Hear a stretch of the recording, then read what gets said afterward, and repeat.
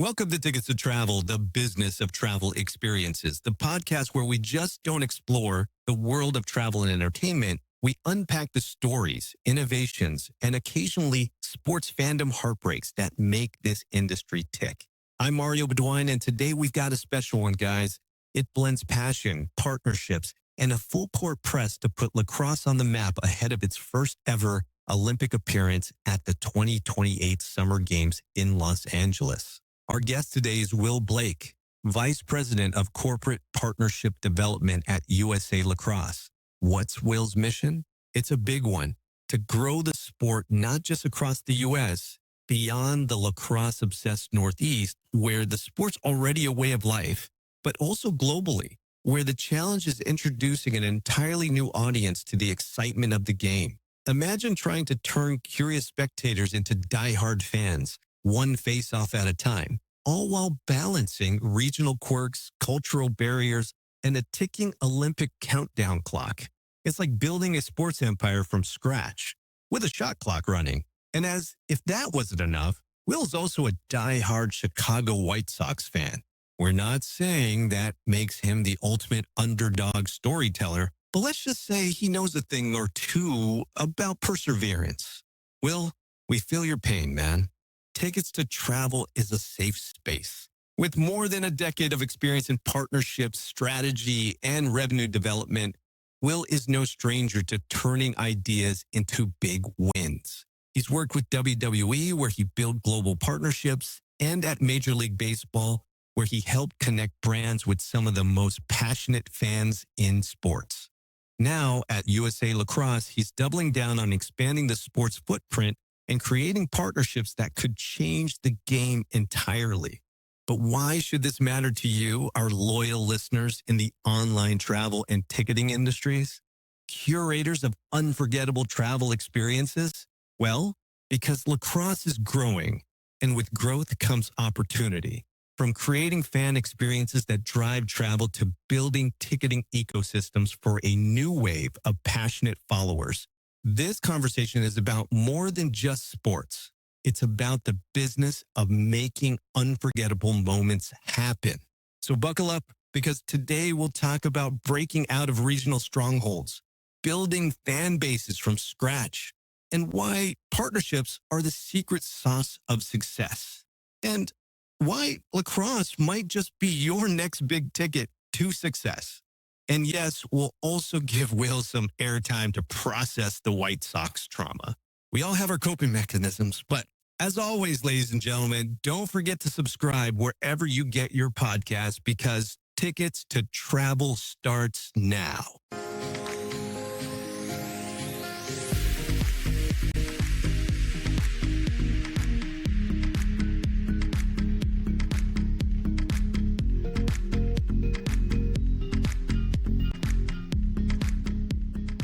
Hey, welcome to Tickets to Travel, the only podcast that talks about the business of travel experiences. I'm your host, Mario Bedoin, and today we have Will Blake from USA Lacrosse. Will, thank you for coming to the pod. No, thank you for having me. It's great to be here.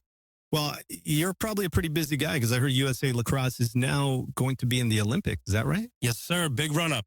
LA 28. That's when the USA and the rest of the world lacrosse takes the Olympics by storm.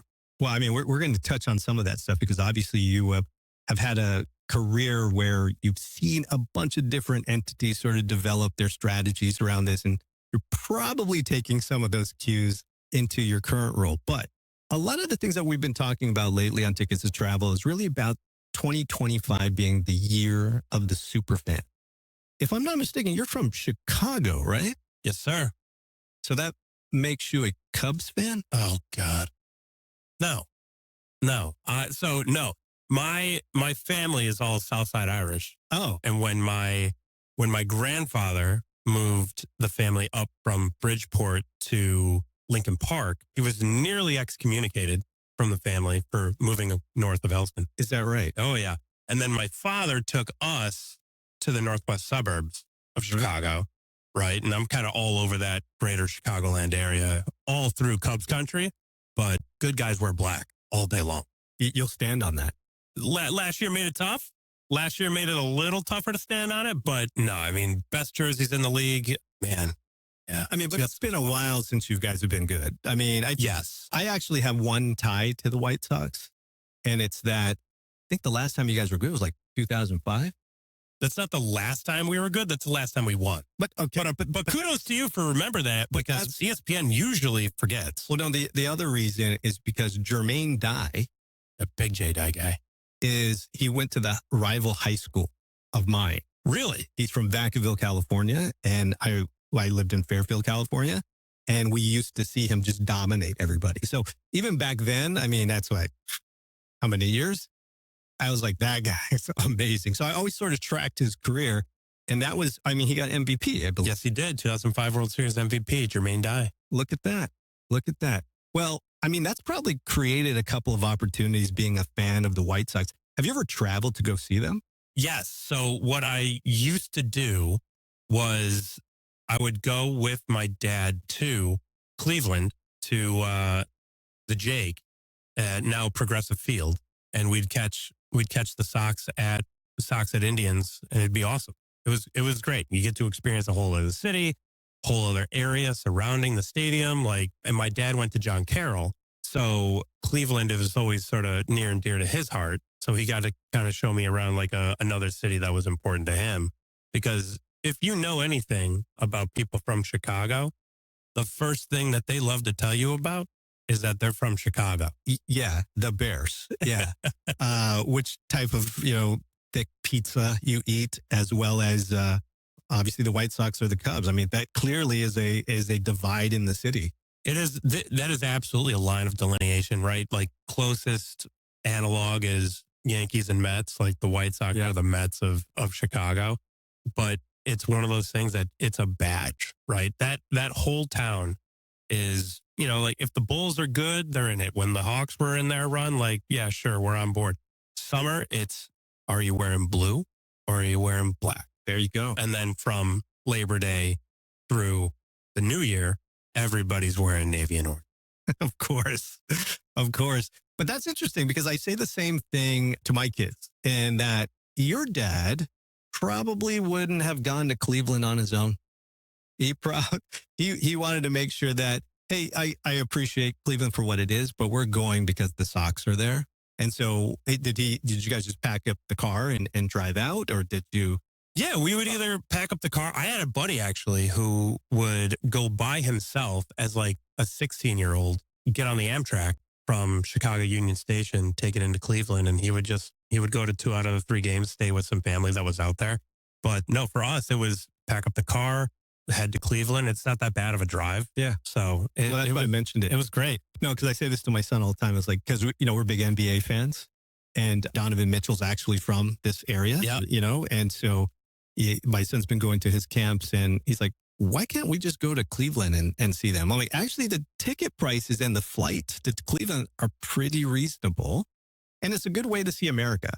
Yeah. Associated to a particular team, whether it's New Orleans with the Pelicans or Atlanta with the Hawks, like just because you have that fandom, right? That the fanaticism along with that sport, it also drives the travel. It drives wanting to explore the destination, like you said.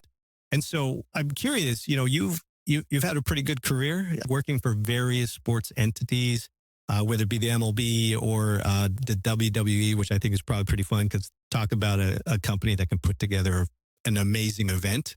Where has that been, the strategy of one, putting on the event and maybe the travel around it? Were these pieces that you guys evaluated at all? Or was it sort of in a vacuum? Let's put on the event, let's market the ticket sales, and then organically we're gonna get travel out of it. Like, how was that seen, or whatever comes to mind about that? Sure. So I always think that there's going to be a contingent of that super fan like audience makeup, right? That very nucleus of that larger audience that is going to ride or die with you no matter what, right? So and the team doesn't always have to be good. The entity doesn't always have to be top tier or championship level in order for that person to care enough to go, right? Because like whether they're going, or in the parlance of a lot of White Sox fans last year, if they're not going, they're telling you that they care, right? So when you have people telling you that you care, you have to cater to them, and you have to make sure that it's accessible to them. And you have to make sure that you're putting a quality product on the field, on the stage, on the court, in the ring for them so that they get their money's worth, so that they come back the next time, right? Like, tickets aren't cheap anymore, right? Like you mentioned it. I have plenty of friends who would rather go with a bunch of guys to Minneapolis to see the Knicks play in Minnesota because airfare plus tickets to a Wolves game isn't as much as getting into MSG these days. So, and we saw that a lot at WWE, right? Like, the thing that was really fun about WWE fans is that an average WWE fan put a diehard anything fan to shame. And it was just the most fun thing to see. And it was everybody. I don't know about anybody else, but I remember distinctly waking up on Saturday morning and waiting for the cartoons to end so that I could watch the WWF and see Hulkamaniacs go nuts, Ultimate Warrior, Junkyard Dog. These are icons. Yeah. And they're the drivers, the characters that drive these events. And so just reflecting on that experience, what were some of the big takeaways you did? Because I have a very good friend who did production at WWE. And, you know, he tells me, one, he won't be on this podcast because he's like, I got a non-compete. I can't say anything. But I can't wait till that thing ends because he's got some great stories about how they put on the production and such. But what were some of the takeaways you learned about putting on the event and how they marketed ticket sales? Sure. So the thing about WWE, right, is like it's 52 weeks a year and it's 2 nights a week. And now they have NXT, so it's 3 nights a week. So I never thought about it that way. That is like the NBA season times 2. Right. There's no off season. There's no syndication. There's no reruns. It's all live. Right. And people go there for that live experience. They want to see how the stories play out in front of them. They want to see that the good guy beats the bad guy. They want to see if the bad guy does win, like, how does he cheat to win? Because he's not supposed to win. There's a folding chair over there. Watch out. And I think what really sets WWE apart, and I think a lot of other sports entities especially can draw from, is that the fans are essentially the third character in that one-on-one WWE matchup, right? Like, the people watching at home, they react based on the in-stadium crowd's reaction.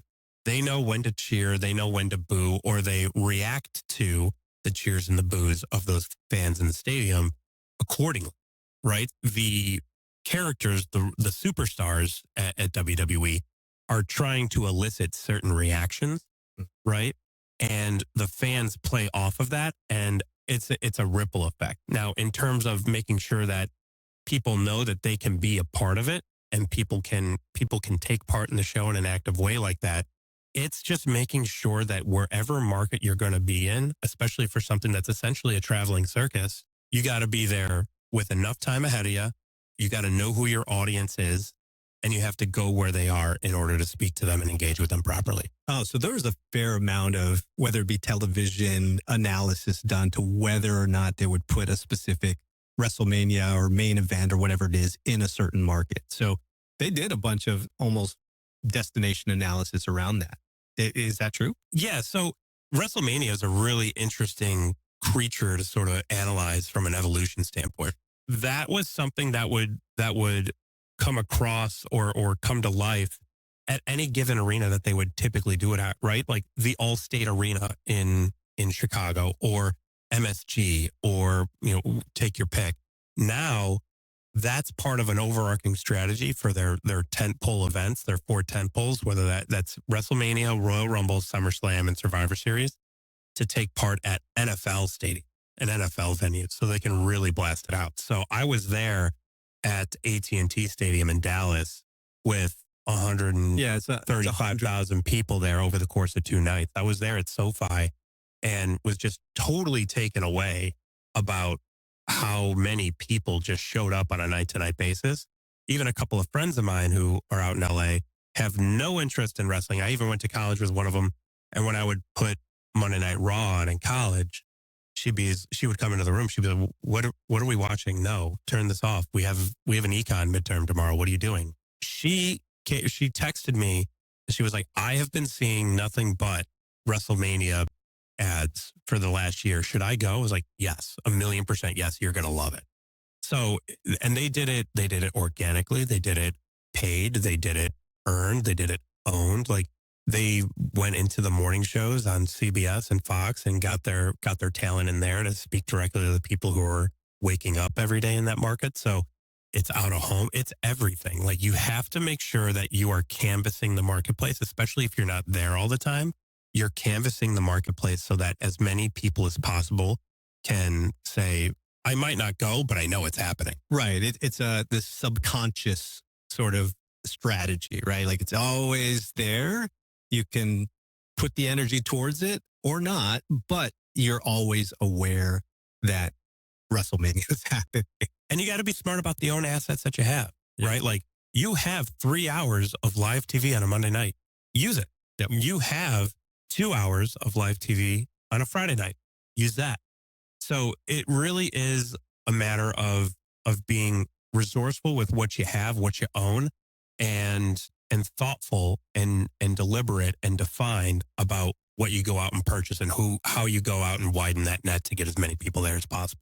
Elevate your travel business with Victory Live, the platform featuring $6 billion in professional sports, concerts, festivals, and theater inventory, including Broadway hits, Las Vegas shows, and top events like Coachella and the Super Bowl. With global content sourced directly from rights holders or approved ticket brokers, Victory Live offers net rates, seamless API connectivity, white label solutions, and a B2B portal for travel agents. Visit victorylive.com for more information and tell them that the Tickets to Travel podcast sent you.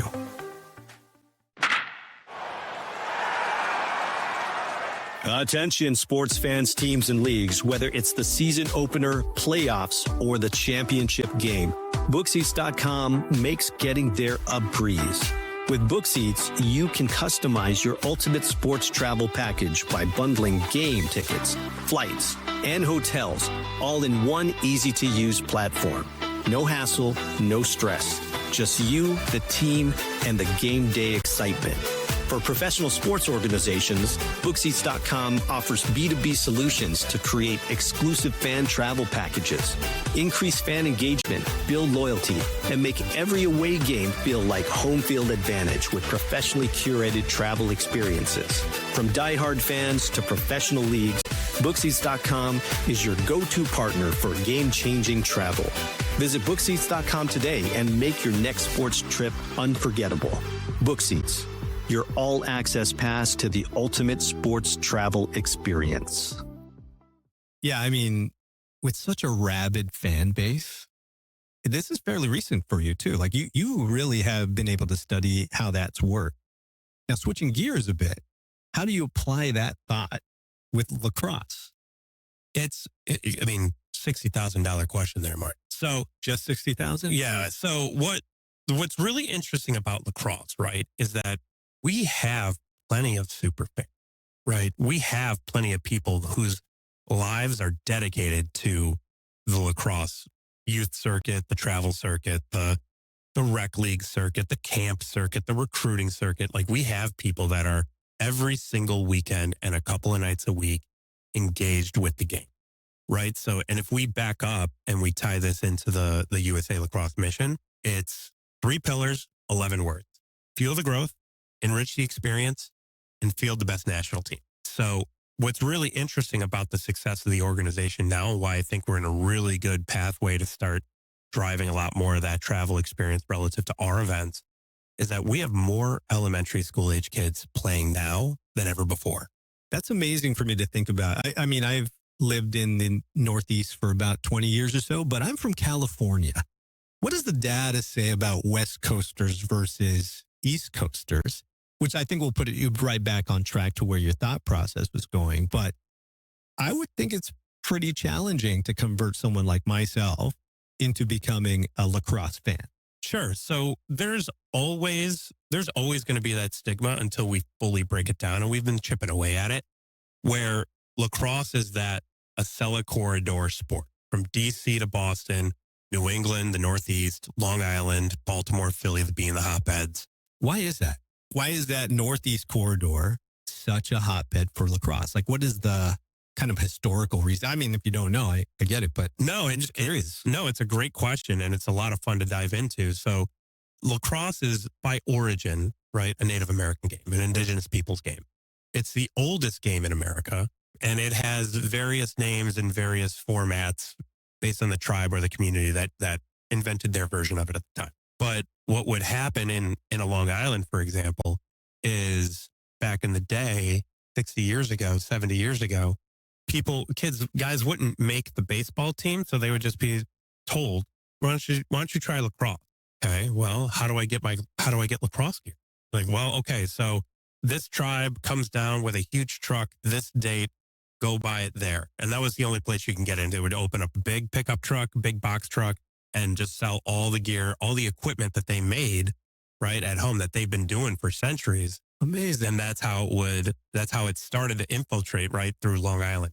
Now in Baltimore, it started as a sport at a lot of the prep school. And then it continued up the Acela corridor to Philly. And it kind of took that sort of pathway north. And even going into Connecticut, which is a crazy hotbed now, Wilton High School was the first state sanctioned lacrosse program in Connecticut. And they would have to play St. Anthony's and Chaminade in Long Island just to round out their schedule. So it's a really, really fun question that goes back centuries that we're still seeing in the evolution of the game, especially as it moves westward. Yeah, that's interesting. I didn't know that. I knew that it was a Native American sport, but just in terms of the equipment being built or created and then having basically their own wholesale business, right? Yeah. To sort of spread this out. So you started in about the kids. And so what does the membership base for USA Lacrosse kind of look like? And obviously you've got a huge opportunity coming up in 2028. What are your thoughts around, I guess, the various initiatives that you guys are looking at to grow it? And of course, we're always going to circle this back to how travel and ticketing sort of works in this way, because you're reaching an audience of people who know these type of industries. So I think it's really interesting to kind of go down to see at the very beginning of this process, because hopefully as we lead up to 2028, I mean, things should evolve pretty quickly, right? Absolutely. So when we talk about the membership base, it's primarily a product to ensure that the kids are safe, secure, and insured right when they're on the field, right? Insurance product is a big part of the membership. But what goes beyond that is that for all those elementary school age kids that we have playing more than ever before, in addition to, some of the older ages, we also put together from that revenue, we derive a lot of curriculum, a lot of programming, a lot of education, a lot of background checks for coaches and officials. Right. So that's a lot of the membership there. Right. So if you're a coach and you're a USA Lacrosse member, you're background checked, all the parents can feel good about the fact that you've been cleared to be around kids. If you're a parent and your kid is playing lacrosse, they have a USA Lacrosse membership. God forbid something happens to them on the field, you're covered through the insurance of the product. What we are looking to evolve into, right, is a little analogous to what US Ski and Snowboard does as an NGB, is creating a very aggressive, a very well thought out affiliate marketplace. Like if we can grow our positioning in the lacrosse world from simply being the foremost authority on content and analysis through our magazine, through our digital and social channels, simply being the insurance provider and the protector of the players and coaches and officials and parents playing the game, and broaden that out to USA Lacrosse being essentially the shepherd for everybody going through this lacrosse journey. It's a really, really interesting way to further define our super fans, but make more of them and make it easier for them to transact on lacrosse. Yeah, I mean, if I'm a fan, my kid is playing, I want to get to Philadelphia to a tournament. I mean, I see this in basketball. My son is an AAU basketball player. There's a couple of overnights in Massachusetts, maybe in Pennsylvania. What that made me realize, and especially getting to know you over these last couple of months, is that USA Lacrosse, USA Basketball, they're really marketing and events companies to build up fan bases and to support them. And so I think travel and obviously the ticketing aspect of it is supportive of that. So whether it's creating a tournament package with a local hotel to that area, or just creating very special experiences that are at a different tier, are these all strategies you're looking at? 1,000,000%, right? Like, and if we're looking at the AAU is very similar to what our lacrosse parents go through, right? So there's a lot of travel. There's a lot of early mornings. There's a lot of late nights. There's a lot of hotel stays. What we are aiming to, right, what we're scaling towards is an affiliate marketplace where somebody can easily transact on a Bonvoy property because of their USA Lacrosse membership. Got it. Somebody can easily transact on some luggage because one thing or the other broke down as a result. So, right, somebody can easily transact on a rental car. Right? Jersey Mike sandwich. Yeah, a Jersey Mike sandwich. It's something super easy that makes sense for the experience that they're in, right? And I think we have a bunch of different types of events, whether it's youth tournaments or it's, you know, something like National Lacrosse Hall of Fame or our gala in the city in June, or the USA Lacrosse Experience, which is essentially like the only owned and operated like demonstration of top tier international competition in the States here. So in total, I mean, going back to the fact you're the marketing arm for the fandom or the membership, you have a number of events that are happening throughout the year. What's that look in total? And then how do you guys measure success with those events? Yeah, well, I mean, listen, when we're talking about events, the first metric that anybody's going to look at is attendance. Did people show up? Do people care enough to show up? That's been something that we've been scaling over the last couple of years. Like, we had the first version of the USA Lacrosse Experience as sort of like a growth mindset in Indianapolis this past year. And it was great. We had a bunch of kids show up for youth clinics and they got to interact with our national team's players, get some hands-on training. We also had, you know, some international competition there between the U.S., Great Britain, Colombia, and Puerto Rico, right now. And that was in Indianapolis, right? So that was more of a growth strategy. What we are doing this year is we're evaluating something that's in more of an endemic lacrosse market and really looking to maximize the attendance for that top tier international competition. So in these different strategies that you have in this mode, you've obviously have already proven in the last 10 minutes or so that you have a very firm strategy of how to build up fan support, build up the fan base, come up with these various mechanisms. But I guess top line, how's it going in terms of that strategy? And I think even deeper, because of the audience that we're speaking to here, whether it be a ticketing company, a hotel brand, a travel seller, maybe it's an OTA or it's a travel agency, what should they know about lacrosse that's going to make it easier to work with you or to get access to that fan base that's going to create value overall for everybody? So the value for us and the way that we're trying to make it easier for brands, especially in ticketing and travel, right, is to get in on something that is about to explode. Right. Right. So if I had to drill it down very simply, lacrosse's growth in this country, and we've already talked about like the westward expansion of it, but still needing a lot of work there. We're at the hockey tape of the hockey stick growth chart. And to contextualize that a little bit, lacrosse is better positioned for growth and sustained growth than soccer was in 1994. So in 1994, U.S. hosted I remember that. the World Cup. Tab Ramos. Right, and Alexei Lalas. Yep. And then a couple of years thereafter, there was the MLS, right? And there was an expansion of soccer participation, like beyond that very, very young youth level. Lacrosse, by contrast, has been a fast-growing sport for the last 30 years. We already have 2 viable professional leagues, with a third one coming with the WLL. The lacrosse on the girls and the boys side are the number 1 and number 2 most added sports at the high school level. And then over the last 20 years, women's lacrosse at the college level has grown by 97%. Men's lacrosse at the college level has grown by 60%. So we already have a lot of growth to speak to. And for the expansion of the game, for the number of people that are playing, whether it's on a rec or a travel club, AAU type level, the amount of travel, the amount of ticketing options that are going to present themselves are going to be, are going to scale upwards by a wide margin. Yeah. So this is like buying Apple in the 90s.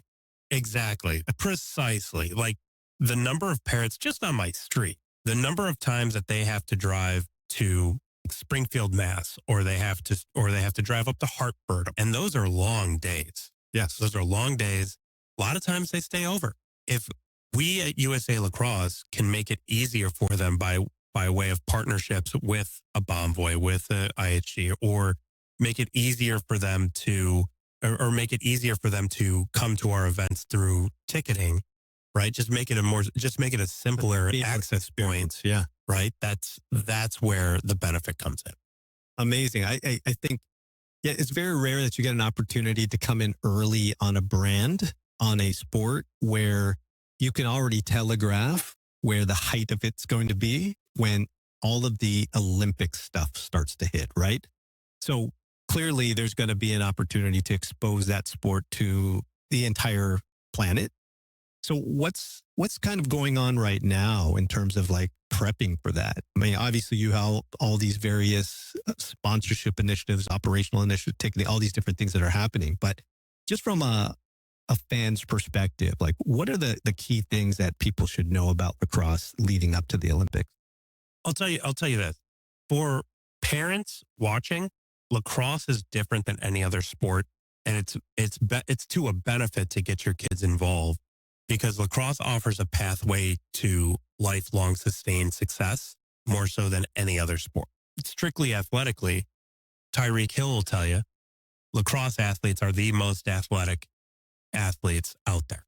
Most transferable skills. You'll see lacrosse players play for the Patriots, play for the Golden State Warriors. Come on, Pat. Let's go. Play for the Fighting Irish last Monday night with Jordan Faison. His younger brother's coming up too. He'll be a freshman at Notre Dame next year playing football and lacrosse. Incredible. That transferable skill also applies to life, right? So the skills they learn on the field, right? And this is true of sports in general, but the skills they learn on the field translate to the classroom because of the academic outcomes that lacrosse players have. They go on to college, and the top 25 of NCAA Division I lacrosse looks a lot different than the top 25 in football or basketball, right? Yeah. You don't see Johns Hopkins in the top 25 in basketball. So because of the academic outcomes, they're more prepared for professional outcome. This is especially true for our girls that play and the girls that matriculate through the years or through the game that turn into just badass ladies. And then what really is fun about the lacrosse community, and this is where our partners benefit a great deal from aligning with us, is that lacrosse is it's driven by culture and community. It's a very tight-knit group that just want to help each other succeed, right? They cheer for their teammates. Everybody's so gung-ho about helping each other out. And for us as the NGB, they want us to succeed as well, because when we succeed, then the USA succeeds on the international stage. When we succeed, the coaches and the officials are better than ever before at the youth stage. When we succeed, the players at the youth level are better than they ever have been before. The parents are having more fun with it. The kids are having more fun with it. And that sort of camaraderie and that sort of positivity and enthusiasm bleeds out to our partnerships, whether it's in travel, in ticketing, and like just trying to get people to kind of see that earlier, have that light bulb moment. That's when the blood, sweat, and the tears that goes into it versus the value that they extract from it, from just a consumer playing the game or a parent having their kid go through the game. That puts us in a position to give a travel partner, a ticketing partner, a lot of access to people who, because of all these positive outcomes as a result of lacrosse, very affluent, a lot of disposable income, they're highly educated, they're shot callers at work. Like this is This is a core audience that you really, really want to align with. These are needle movers. No, absolutely. I mean, just living in Connecticut, you see that. You see the social impact of lacrosse and that social network that it creates. You touched on something very briefly I just want to ask you about as well, is just in terms of international exposures. This is a purely American sport, from the very beginnings.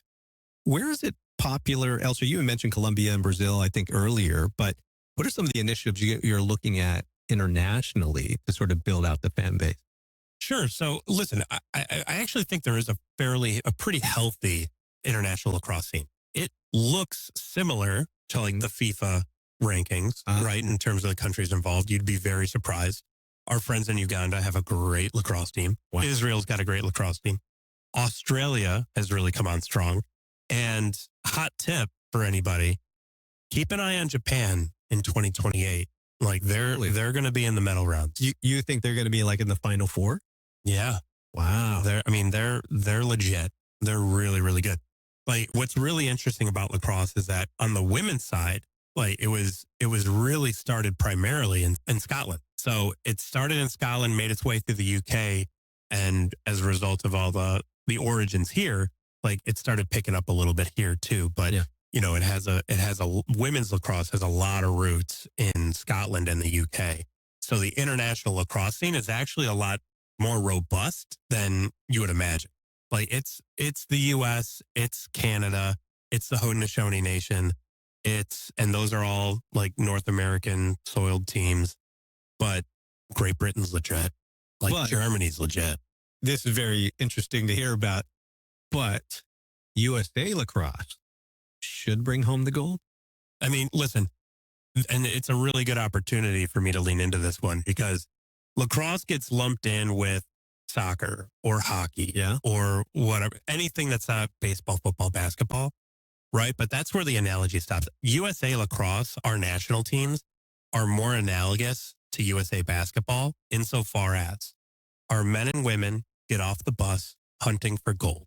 If they don't win gold, it's a disappointment. And if they don't blow people out along the way, it's a surprise. And our women's team right now is a very, very special group. It's a special group. I'm going to have to watch some of these games. Yeah, dude. Yeah, I mean, this is like a mic drop. I gave you the layup. You just alley-ooped it, really. Man, very educational piece here because I'm not a lacrosse guy yet. And my kids are sort of like sitting there going, I don't get it. I don't understand it yet. So obviously with this relationship, we'll start to kind of open it up and think about it, right? Because just having the context and the understanding and just how homegrown it is and some of the initiatives leading up to the Olympics, of course, I can already see this start to compound over the next couple of years. It's going to be fun, man. There's a very wide fairway ahead of us to spray. It's going to be really, really fun. And for folks that are less familiar, because I wasn't just new to USA Lacrosse, not too long ago. I was new to lacrosse. I grew up in Chicago as a baseball kid. Yeah. Right. So established that. It wasn't until high school that I really kind of got to see the game a little bit. Didn't really understand. It's the best way it was explained to me is that it's an amalgamation of all of our favorite sports. Right. Right. It's got the contact of football. It's got the speed of soccer and basketball. It's got the spacing and sort of like the passing, moving the ball movement of a basketball. So if you can think about it through the lens of one of those sports, probably basketball for you, like you'll understand it pretty quickly. Yeah, no, I think you are the number one lacrosse salesperson.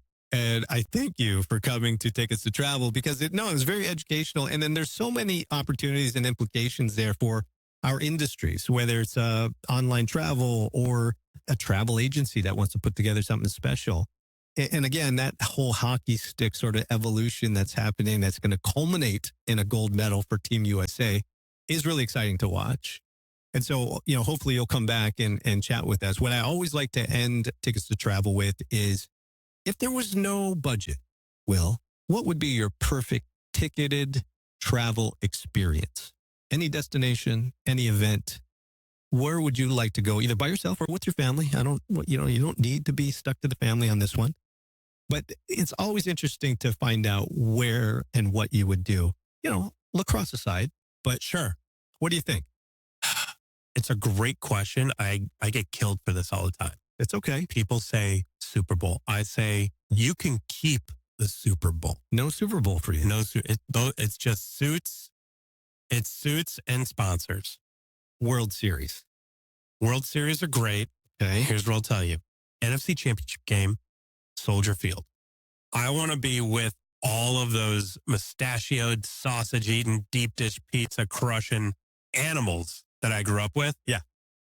While the Bears punch their ticket to the Super Bowl. We're going to be waiting a while for that.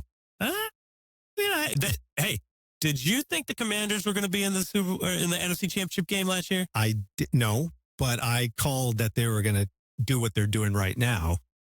I mean, this is a different team altogether, but very true. I mean, you like Caleb, I suppose, as your quarterback. I mean, listen, Caleb was one of the lone bright spots of the 20. He just needs time, right?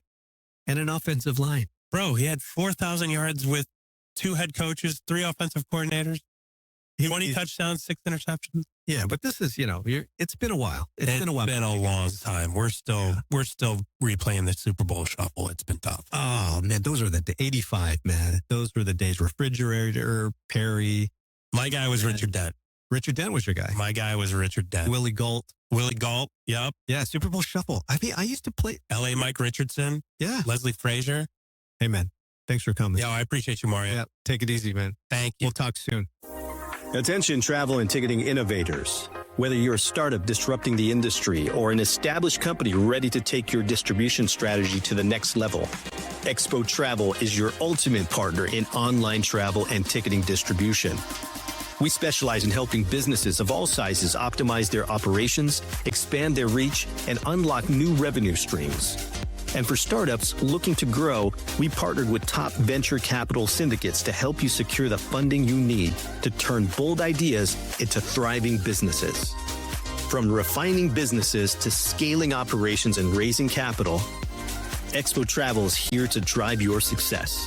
Visit Expo Travel today. That's xpotravel.com for a consultation. And let's transform the way the world travels, one innovation at a time. Expo Travel, because the future of travel and ticketing starts with you.